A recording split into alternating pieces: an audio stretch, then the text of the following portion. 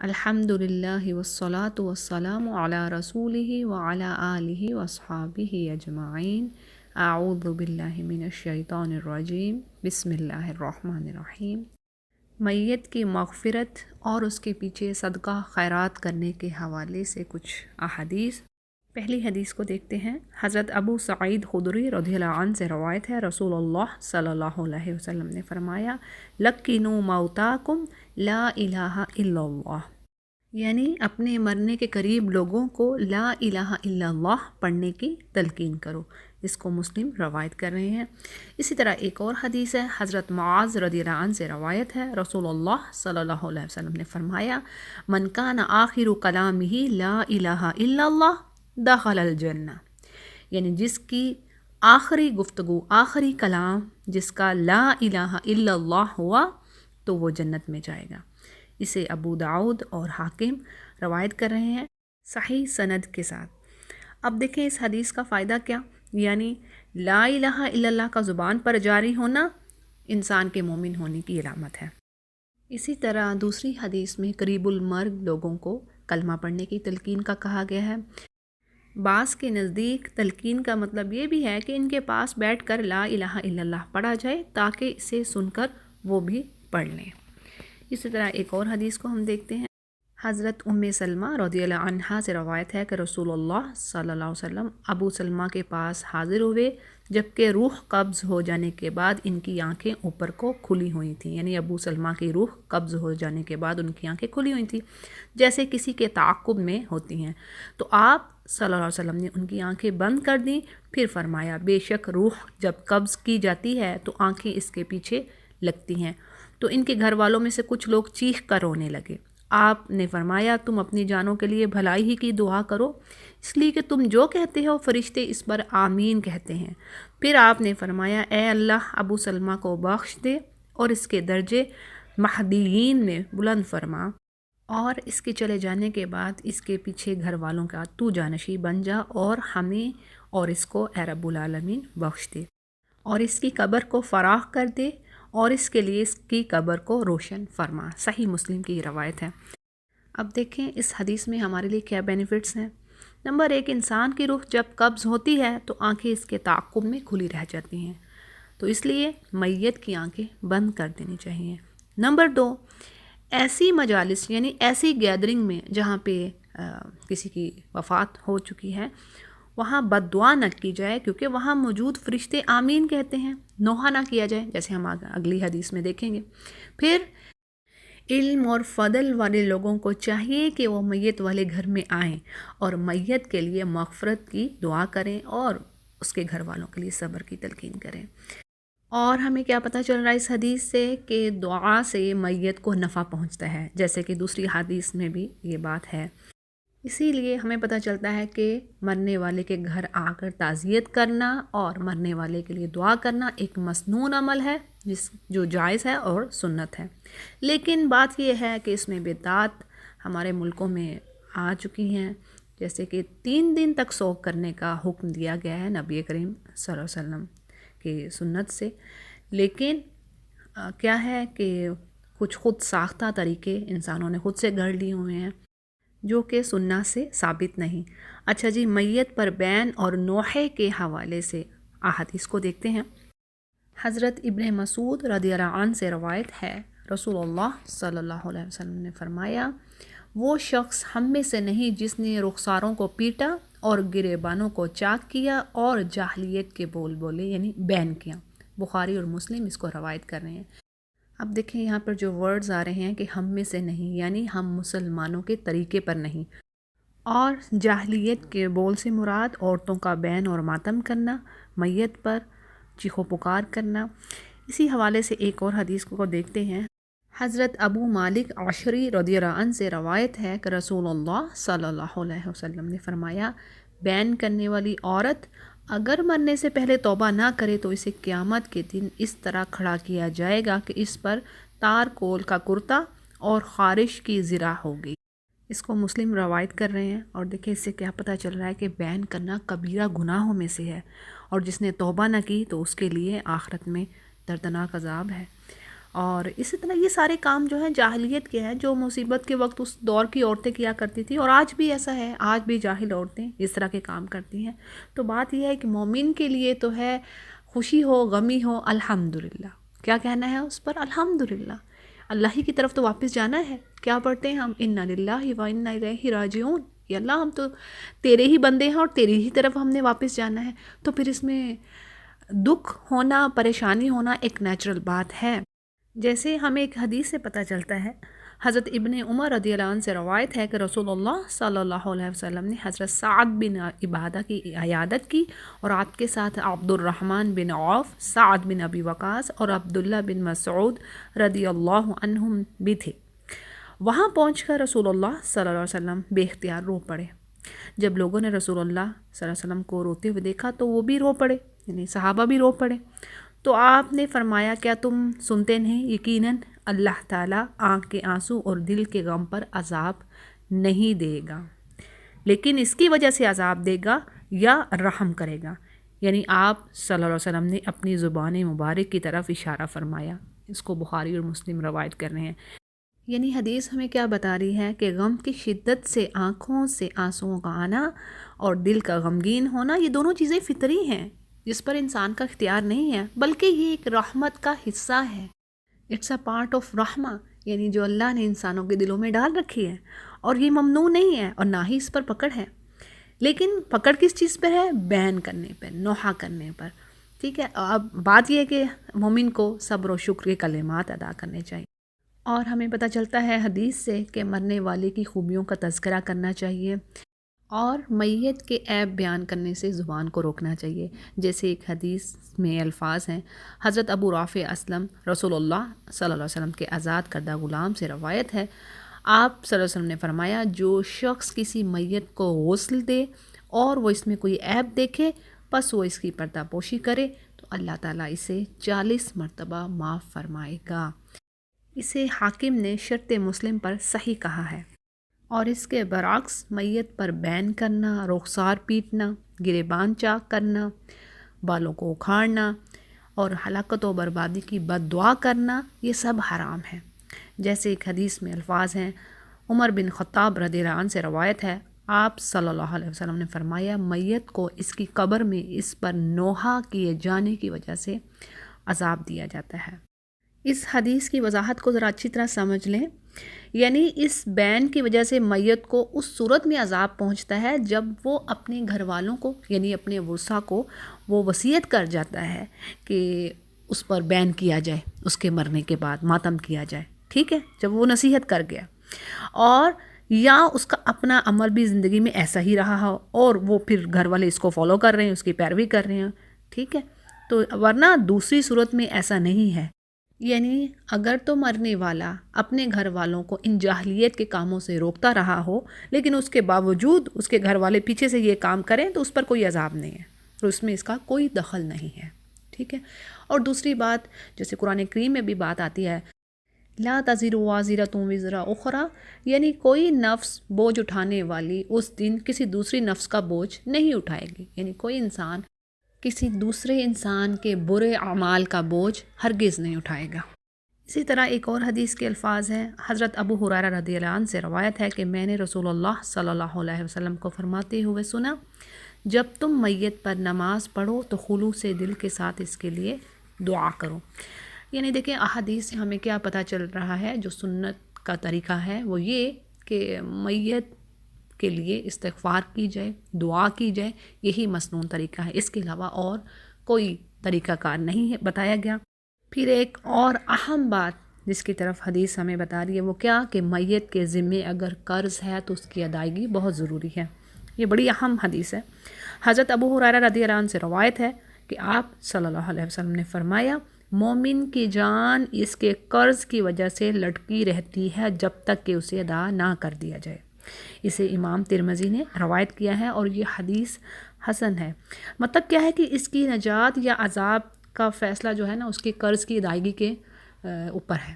جب تک اس کا قرض جو کہ اس نے کسی سے لے رکھا ہے وہ ادا نہیں ہوتا، تو کیا ہے کہ اس کی نجات یا عذاب کا فیصلہ اس کی قرض کی ادائیگی تک لٹکا رہتا ہے۔ تو جی یہ بات بڑی اہم ہے اور بڑی دکھ کی بات یہ ہے کہ ہوتا کیا ہے ہمارے معاشرے میں کہ جیسے ہی مرنے والا مرتا ہے تو اس کے پیچھے جو اس کے ورثاء ہیں وہ اس کے مال کو تو ڈیوائیڈ کر لیتے ہیں، لیکن اس کی قرض کی ادائیگی کی کوئی پرواہ نہیں کرتے۔ تو بات یہ ہے کہ اس حدیث میں ہمارے لیے بہت بڑی وارننگ ہے کہ ہمیں اپنے قرضوں کی ادائیگی کو وقت پر کرنا چاہیے، کیونکہ انسان کو اپنی عمر کا تو پتہ نہیں ہے، زندگی کی کب شام ہو جائے کوئی کیا کہہ سکتا ہے، لیکن اس کے ذمے قرض نہیں ہونے چاہیے۔ اسی طرح ایک اور حدیث کے الفاظ ہیں جس میں میت کو دفنانے کے بعد اس کے لیے دعا کرنا اور چند گھڑی اس کی قبر کے پاس بیٹھ کر استغفار، دعا وغیرہ کا بیان ہے۔ تو دیکھتے ہیں حدیث۔ حضرت ابو عمرو اور بعض کے نزدیک ابو عبداللہ اور بعض کے نزدیک ابو لیلہ عثمان بن عفان رضی اللہ عنہ سے روایت ہے کہ نبی کریم صلی اللہ علیہ وسلم جب میت کو دفن کرنے سے فارغ ہو جاتے تو قبر پر ٹھہر جاتے اور فرماتے اپنے بھائی کے لیے بخشش مانگو اور اس کے لیے منکر و نکیر کے سوال و جواب میں ثابت قدمی کی دعا کرو، اس لیے کہ اب اس سے سوال کیا جا رہا ہے۔ اسے ابو داؤد روایت کر رہے ہیں۔ اب دیکھیں اس سے پتہ کیا چل رہا ہے کہ قبر میں مردے سے سوال ہوگا، جو مومن ہوگا اللہ اسے صحیح جواب دینے کی توفیق نوازے اور وہ کہے گا کہ میرا رب اللہ ہے، میرا دین اسلام ہے، اور جس شخص کو رسول بنا کر بھیجا گیا وہ محمد صلی اللہ علیہ وسلم ہے۔ اسی طرح جو شخص مومن نہیں ہے وہ ان جوابات سے محروم رہے گا۔ اور دوسری بات اس حدیث میں جو تاکید کی گئی ہے، یعنی مردے کو دفن کرنے کے بعد اس کی قبر پر کھڑے ہو کر اس کے لیے ثابت قدمی کی دعا کرنا چاہیے۔ اچھا جی، اب آخری حدیث اور بہت ہی اہم حدیث، اور اس کے متعلق اکثر خواتین سوال کرتی ہیں، تو اس کو اچھے سے ضرور سمجھیے گا کہ والدین کے مر جانے کے بعد یا اپنے کسی پیارے کے مر جانے کے بعد ہم اس کے لیے کیا کر سکتے ہیں اس دنیا میں۔ حدیث کے الفاظ ہیں، حضرت عائشہ رضی اللہ عنہا سے روایت ہے کہ ایک آدمی نے نبی کریم صلی اللہ علیہ وسلم سے عرض کیا، میری ماں اچانک وفات پا گئی ہے اور میرا خیال ہے کہ اگر اسے کچھ بولنے کا موقع ملتا تو وہ صدقہ کرنے کی تلقین کرتی، اگر میں اس کی طرف سے صدقہ کروں تو کیا اسے اجر ملے گا؟ آپ صلی اللہ علیہ وسلم نے فرمایا ہاں۔ اس کو بخاری اور مسلم روایت کر رہے ہیں۔ اب دیکھیں یہ حدیث چھوٹی سی ہے لیکن اس کے فوائد کتنے ہیں۔ نمبر 1، ہمیں کیا پتہ چل رہا ہے اس میں کہ میت کی طرف سے صدقہ کیا جائے تو اس صدقے کا ثواب اس میت کو پہنچے گا، جیسے دعا کا فائدہ میت کو پہنچتا ہے، ٹھیک ہے نا۔ حدیث میں پیچھے ہم نے پڑھ لیا کہ میت کے لیے دعا کرنے سے، اسے استغفار کی دعا کرنے سے اس کو فائدہ پہنچتا ہے، ٹھیک ہے۔ اب یہاں پہ کیا پڑھ لیا ہم نے کہ صدقہ کرنے سے اس کے لیے اجر ہے، یعنی صدقہ اور دعا یہی ایصال ثواب کی جائز 2 صورتیں ہیں، ٹھیک، یعنی اونلی 2 کنڈیشنز، یہ 2 چیزیں ہیں، صدقہ کریں اور دعا کریں۔ اور بعض کے نزدیک دعا اور صدقہ بھی وہ جو اولاد کی طرف سے ہو، کیونکہ حدیث میں تو اولاد ہی کی طرف سے صدقے کا ذکر ہے نا، اس لیے غیر اولاد کی طرف سے ایصال ثواب کے لیے صدقہ کرنا بھی صحیح نہیں بعض کے نزدیک۔ اسی طرح ایک اور حدیث کو دیکھتے ہیں جس میں میت کے ڈیڈز کے بارے میں بات ہوتی ہے۔ ابو ہریرہ رضی اللہ عنہ سے روایت ہے کہ رسول اللہ صلی اللہ علیہ وسلم نے فرمایا، جب انسان مر جاتا ہے تو اس کے عمل کا سلسلہ ختم ہو جاتا ہے سوائے 3 چیزوں کے، یعنی اس کے جتنے بھی اعمال ہیں انسان کے مرنے کے بعد ختم ہو گئے سوائے 3 چیزوں کے۔ اب وہ کیا ہیں؟ نمبر 1 صدقہ جاریہ، نمبر 2 وہ علم جس سے فائدہ اٹھایا جا رہا ہو، نمبر 3 یا نیک اولاد جو اس کے لیے دعا کرے۔ اس حدیث کی وضاحت کو دیکھتے ہیں تو پہلی بات یہ کہ یہ تینوں عمل ایسے ہیں جو دراصل انسان کے اپنے ہی عمل ہیں اور کسی نہ کسی انداز سے اس کی موت کے بعد بھی جاری ہیں، ٹھیک ہے۔ کیسے؟ جیسے اب یہ صدقہ جاریہ ہے، مثلاً ہاسپٹل میں پیسے لگوا دینا، کسی جو چیریٹی ہاسپٹل ہے، مسجد میں، مدرسہ میں، کسی بھی خیراتی ادارے میں، یا پھر صاف پانی کے پینے کا انتظام کروا دینا لوگوں کے لیے، تو یہ سب جو ہے یہ صدقہ جاریہ کی ایک فارم ہے، یہ وقف کی صورتیں ہیں۔ اور اسی طرح ہیں جیسے بات آتی ہے قرآن کریم میں وَنَكْتُبُ مَا قَدَّمُوا وَآثَارَهُمْ، یعنی ان کا وجود جب تک قائم رہے گا، لوگ ان سے فائدہ اٹھاتے رہیں گے تو میت کو ثواب ملتا رہے گا، اس کو اجر ملتا رہے گا۔ دوسری بات جو علم کے حوالے سے ہے کہ ایسا علم پھیلانا جس سے دوسرے لوگ فائدہ اٹھائیں، یہ نفع مند علم، جیسے قرآن و حدیث کا کسی کو علم پڑھا دینا، سکھا دینا، پھر اسی طرح دین کی تبلیغ کے لیے جو کتب ہیں، دینی کتب ہیں، ان کو پبلش کروا دینا، ان کی اشاعت کروانا، لوگوں میں پھیلا دینا، اور پھر قرآن و حدیث کے علم سکھانے کے ساتھ ساتھ لوگوں کو قرآن و سنت کے سانچے میں ڈالنا، یہ ایک اسٹرگل کرنا، ایفرٹس کرنا، یہ بھی صدقہ جاریہ ہے۔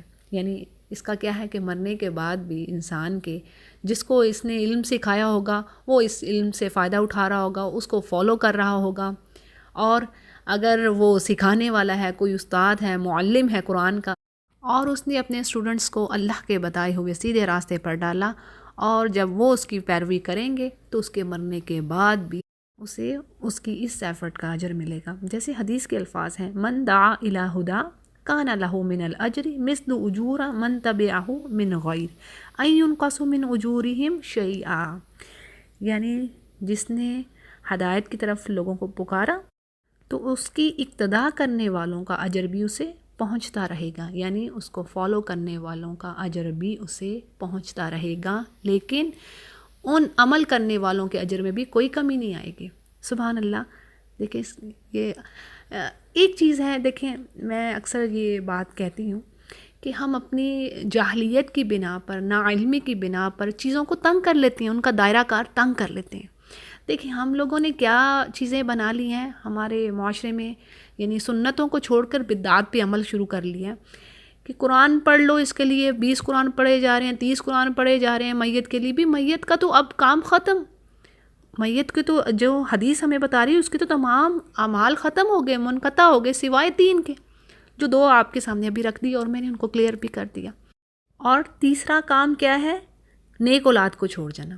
اب نیک اولاد جو کام کر رہی ہے، یعنی اگر تو مرنے والے نے اپنی اولاد کو اسلام کی تعلیمات سکھائی ہیں، اس کو دین کا راستہ بتایا ہے، اس کو اچھے برے کی تمیز سکھائی ہے، اللہ کا ڈر اس کے دل میں ڈالا ہے، تو جو کچھ اس کی اولاد جو نیک اعمال کرے گی اس کا اجر پیچھے جائے گا، اس کو خود بخود جائے گا، بائی ڈیفالٹ یہ کام ہوگا۔ یہ اللہ سبحانہ تعالیٰ کہہ رہے ہیں، یہ حدیث میں بات آ رہی ہے، اوتھینٹک حدیث میں یہ بات آ رہی ہے۔ تو ہم کتنا چھوٹا دائرہ کر لیتے ہیں، ہم کہتے ہیں بس یہ پڑھ لیا، یہ قرآن پڑھ لیا اس کے اوپر، اور بس یہ ہو گیا، اس کا کل کر لو، 7واں کر لو، 40واں کر لو، اچھا یہ اب ثواب جا رہا ہے، اس کا کوئی اس کو ثواب نہیں جا رہا۔ اور یہ ہم نے اپنے اوپر توق ڈال لی ہیں، بوجھ ڈال لیے ہیں، جہالت کے بوجھ ڈال لیے ہیں اپنی گردنوں پر۔ یہ جو کام کرنے کا ہے تو سبحان اللہ، اللہ نے دائرہ وسیع کر دیا، اور ہم نے اپنی کم عقلی سے اس کو تنگ کر لیا کہ بس یہ اتنا یہ ثواب ہوگا۔ نہیں، جو اس کی نیک اولاد ہوگی، جو بھی، اب دیکھیں نیک اولاد کیا کرتی ہے، 5 وقت اگر کوئی نماز پڑھ رہا ہے تو اس میں ہم کیا پڑھتے ہیں؟ ربی اغفر لی ولوالدی وللمؤمنین، اے رب میرے والدین کو بخش دے۔ ہر 5 وقت میں جب اولاد کسی کی یہ دعا مانگ رہی ہے تو کیا مطلب ہے؟ اس کو اپنے، اور یہ کانشیس ہو کے مانگا کریں گے دعا، جن کے والدین حیات ہیں اور جن کے نہیں بھی حیات، دونوں کے لیے یہ چیز ہے۔ سبحان اللہ۔ اور اس کے علاوہ جو بھی وہ اس کو، جو اس کی اولاد ہے، جو اس نے نیک کام سکھایا ہے، چیریٹی کرنا، لوگوں کی ہیلپ کرنا، تو بات مختصر یہ ہے کہ جو کام بھی وہ اولاد کرے گی، جو اس کا سکھایا ہوا ہے اس میت کا، تو وہ اس کا اجر اس کو اللہ پہنچائے گا۔ یہ حدیث میں یہ بات کہہ دی گئی، تو اللہ اپنے وعدے سے بڑھ کر ہے سب سے، اللہ سے بڑھ کر وعدے کا کون سچا؟ ٹھیک ہو گیا۔ تو ہمیں اوتھینٹک چیزوں پہ جانا چاہیے اور ان کو سمجھنا چاہیے، اور اس میں واقعی اس میں زیادہ فائدہ ہوتا ہے، زیادہ اس میں بینیفٹس ہوتے ہیں، وہ ہماری عقل کے ہم ان کو سمجھ نہیں پاتے، اور ہم الٹے سیدھے راستوں کی طرف چل پڑتے ہیں۔ جی شب برات میں یہ کرنا ہے، روحیں آ رہی ہیں، ایسے کرنا ہے اب، اور دوسری طرف قرآن خوانی کے لیے ایفرٹ کی جاتی ہے، خواتین سے کہا جاتے ہیں جی پارے پڑھیں، اتنے قرآن کرنے ہیں، اتنے قرآن کرنے ہیں، کوئی پتہ نہیں ہے، وہ غلط ملت پڑھ کر وہ دے رہی ہیں، لیں جی یہ ہم نے اتنے پڑھ لیے، اتنے قرآن کر لیے، اور ہمیں پتہ ہی نہیں، اتنی جہالت کا ہم مظاہرہ کرتے ہیں، ہمیں قرآن ہی نہیں صحیح پڑھنا آتا۔ اکثریت کی خواتین کی آپ دیکھ لیں، جو ہمارے انڈیا پاکستان کے جو حالات ہیں کہ خواتین کو قرآن صحیح سے پڑھنا نہیں آتا، تو پھر سوچنے کی بات ہے کہ جب کوئی ان سے کہہ رہا ہے قرآن پڑھ کر دو، اتنے پارے مجھے پڑھ کے دو، میرے فلاں کو میں نے بخشنے ہیں، تو اس کو ثواب ہوگا کہ الٹا گناہ ہوگا؟ یعنی یو ڈونٹ نو، آپ کو تو پتہ ہی نہیں ہے کہ جو پڑھ کے آپ کو قرآن دے رہا ہے وہ صحیح بھی پڑھا کہ اس نے نہیں پڑھا. تو بات یہ ہے کہ یہ ساری چیزیں ہمیں یہ عقل سے سوچنے کی باتیں ہیں کہ اللہ سبحانہ تعالیٰ نے کیا طریقہ کار کا ہے. ہم تو قرآن کے حقوق ہی نہیں دے رہے، ہمیں قرآن ہی نہیں پڑھنا آ رہا، تو ہم دوسروں سے کیا توقع کر رہے ہیں. تو بات یہ ہے کہ اولاد کے لیے کہا گیا کہ یہ نیک اولاد اس کا صدقہ جاریہ ہے، علم کا ہو گیا، اور تیسرا وہ جو اس نے خیراتی کام کر دیے، جو اللہ کی راہ میں اس نے کچھ وقف کر دیا اور جو چیریٹی کر دی اس نے. تو یہ ہیں میت کی طرف سے ایصال ثواب کے مسنون طریقے. ان کے علاوہ کسی اور طریقے سے مردے کو فائدہ نہیں پہنچتا. اللہ کرے ہمیں یہ بات سمجھ آ جائے ہماری اکثریت کو.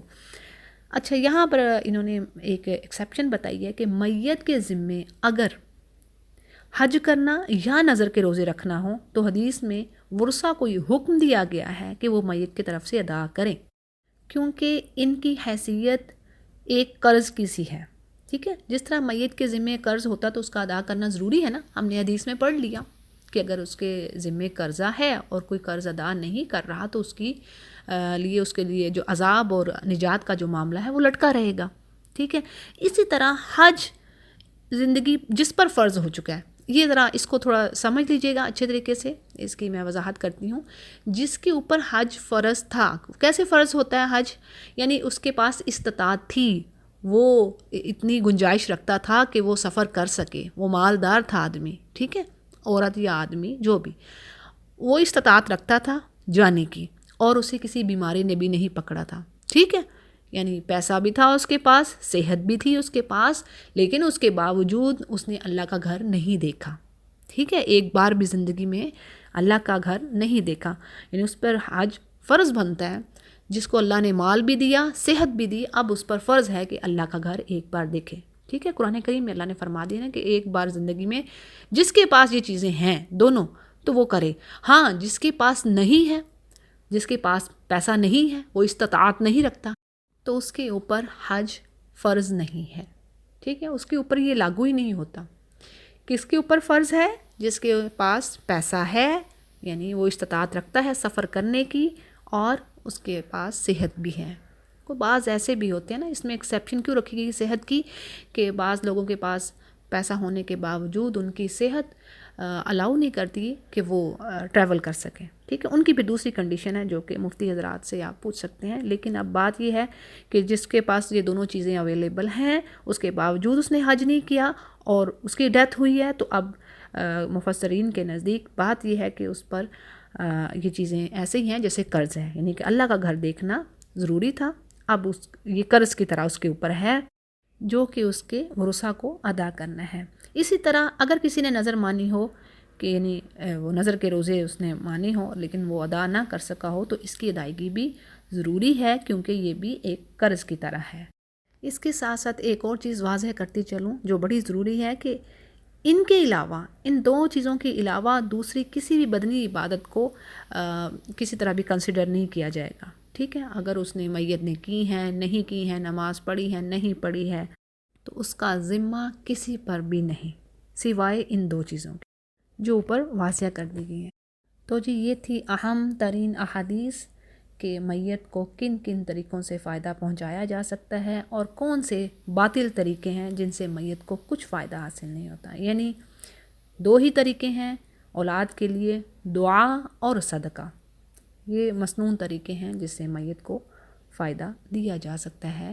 اس کے پیچھے اس کی جو اولاد ہے وہ کس سے فائدہ دے سکتی ہے، جبکہ باقی کے کام جو اس نے زندگی میں اچھے کر لیے ہیں وہ اعمال ہیں اس کے، اور جیسے اوپر ہم نے پڑھ لیا علم والا اور صدقہ جاریہ والا. تو اللہ سے دعا ہے کہ اللہ تعالی ہمیں سیدھے راستوں پر رکھے اور ہمیں توفیق دے کہ ہم سنہ پر عمل کریں اور بدعات کو ختم کریں اپنے معاشرے میں سے. وآخر دعوانا ان الحمد للہ رب العالمین.